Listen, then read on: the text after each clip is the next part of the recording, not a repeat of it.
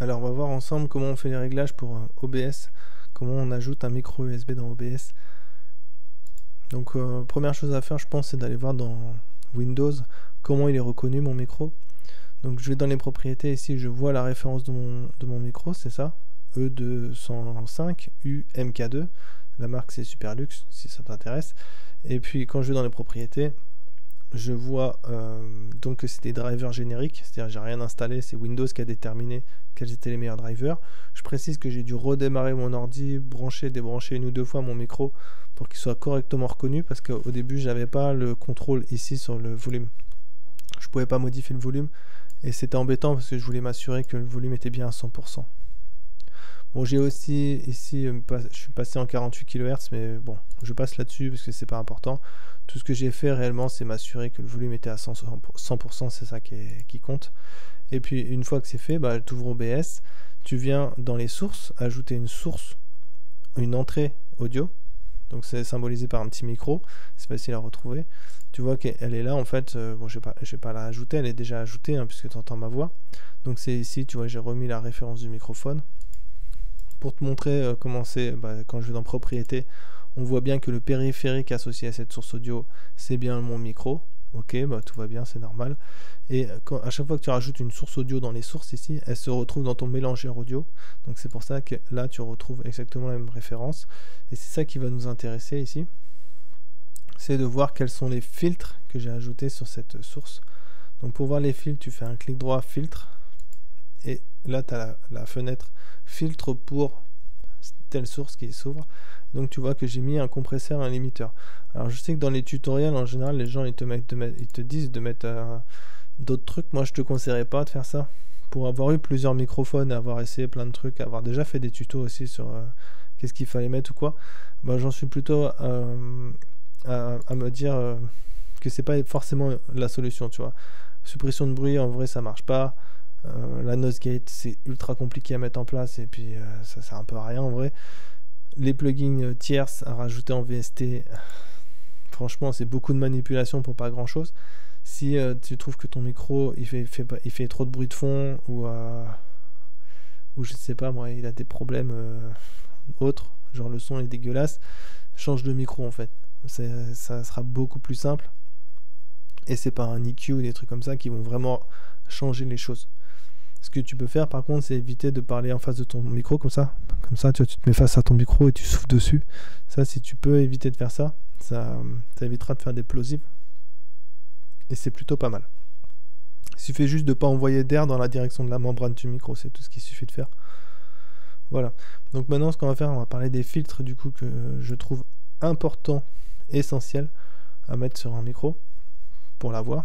Donc ça va être un compresseur, le compresseur qui va permettre de contrôler les écarts de voix, de volume de la voix entre quand tu chuchotes et quand tu cries.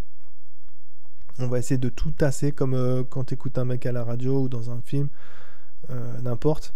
Tu sais bien, tu regardes un film, le mec il parle pas fort ou alors il hurle, tu l'entends à peu près au même niveau. Ça c'est la magie du compresseur. Donc je vais t'expliquer comment on règle ça, c'est vraiment pas compliqué, surtout que dans OBS tout est déjà à peu près réglé de base. Et ensuite on mettra un limiteur. Donc on va commencer par expliquer ce que c'est qu'un limiteur, parce qu'en fait le limiteur, je vais pas le faire mais parce que j'ai qu'une source audio, mais je t'inviterai à mettre un limiteur sur toutes tes sources audio, parce que le limiteur c'est un filet de sécurité, c'est une protection. Et ce qui est bien aussi, c'est que les paramètres qui sont là, il n'y aura pas à les toucher. Donc tu as juste à faire plus, ajouter un limiteur, hop, t'ajoutes, et puis tu t'assures juste qu'il soit dans la position, la dernière position c'est plus bas. Donc là mon limiteur est bien positionné. Je te montre un truc, je vais taper sur le micro vite fait et je vais t'inviter à regarder la barre des niveaux ici là. Tu vois que ici il y a écrit 0, en dessous il y a écrit 5, en fait ça se lit 0, moins 5, moins 10, et tu vois ça va jusqu'à moins 60, c'est le silence absolu on va dire. Et en fait, il y a des valeurs positives aussi qu'on ne voit pas, tout simplement parce que le 0, on ne veut jamais y aller. Si tu vas à 0, c'était déjà trop fort. Donc c'est pour ça que ça ne sert à rien d'afficher plus 5, etc. Mais c'est des valeurs qui existent. Hein. Donc voilà. Donc ce que fait le limiteur, en fait, il détermine que ici à moins 6, il n'y a pas de son qui ira au-dessus.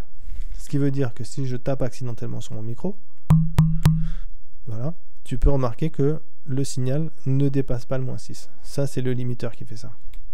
D'accord, c'est pas le compresseur il n'est pas actif actuellement puisque le seuil du compresseur il est à 0, c'est-à-dire qu'il est ici. Et tu vois que le signal ne monte pas jusqu'à 0.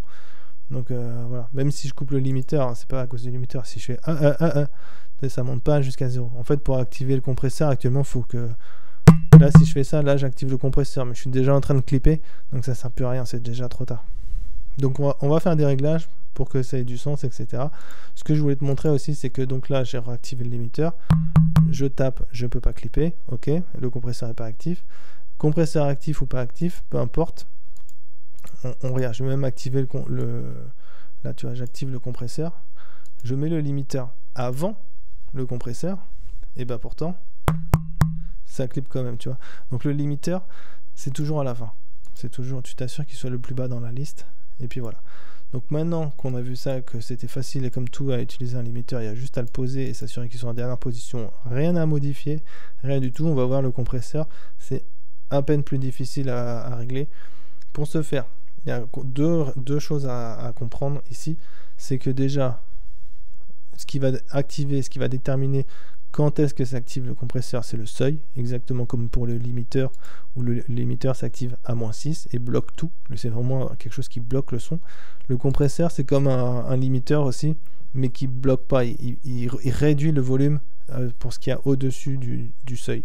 Donc en fait, on va déterminer le seuil à partir de quand il commence à réduire le volume. C'est ça qu'on va faire. Donc on va évidemment devoir régler le seuil. C'est ça qui va être le plus important, on va dire. Et puis après le compresseur, intégré avec le compresseur, ici on a un gain de sortie. Et actuellement d'ailleurs, comme je t'ai dit, le seuil est à 0. Donc en fait actuellement il y a juste le gain de sortie qui est actif ici. Gain en sortie plus 20. C'est pas écrit plus, mais c'est plus 20. En fait c'est soit 20 ou dans l'autre sens. Dans l'autre sens, c'est des valeurs négatives.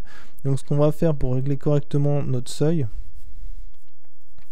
on va devoir mettre le gain en sortie à 0. À 0, c'est la position initiale. Quand tu ajouteras ton compresseur, ce sera à 0. Donc on va le placer à 0. Une fois que ça sera fait, le volume, tu vas entendre ma voix beaucoup moins fort, forcément, ça va être 20 dB moins fort. Et à partir de là, on va regarder, en fait, tu entendras ma voix moins fort et tu verras qu'elle oscillera entre -30 et -35 à peu près. Et tu verras que je vais régler ma voix en fonction de ça. Donc pour savoir à quel niveau je vais régler, en fait, ce que je vais faire, c'est que je vais faire simplement un bruit du mec qui cherche les mots. C'est-à-dire, je vais faire, tu vois, je vais faire ça. Je vais me retrouver à peu près dans cette zone.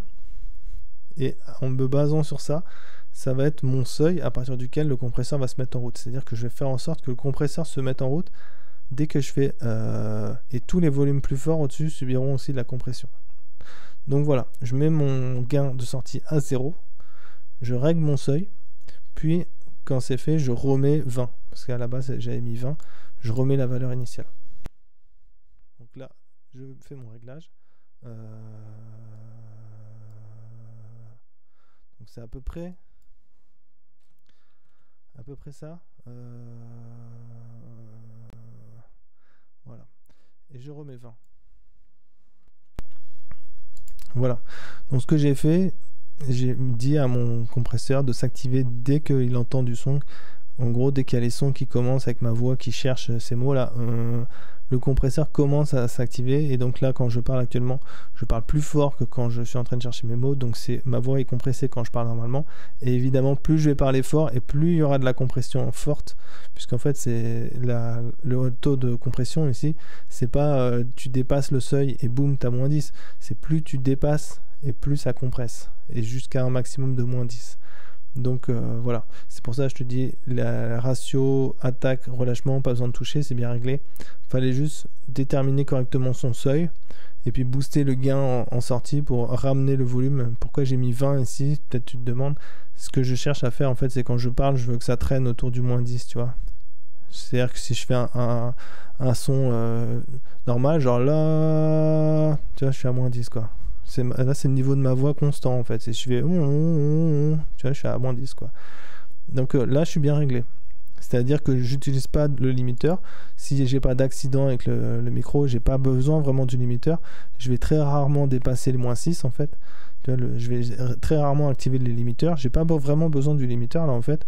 Mais je vais quand même avoir un limiteur en protection pour éviter d'avoir des accidents d'audio, quoi. Voilà. Bah, si tu fais ça chez toi, tu verras que ça marchera nickel. Et puis bah voilà, c'est des questions à la section commentaires.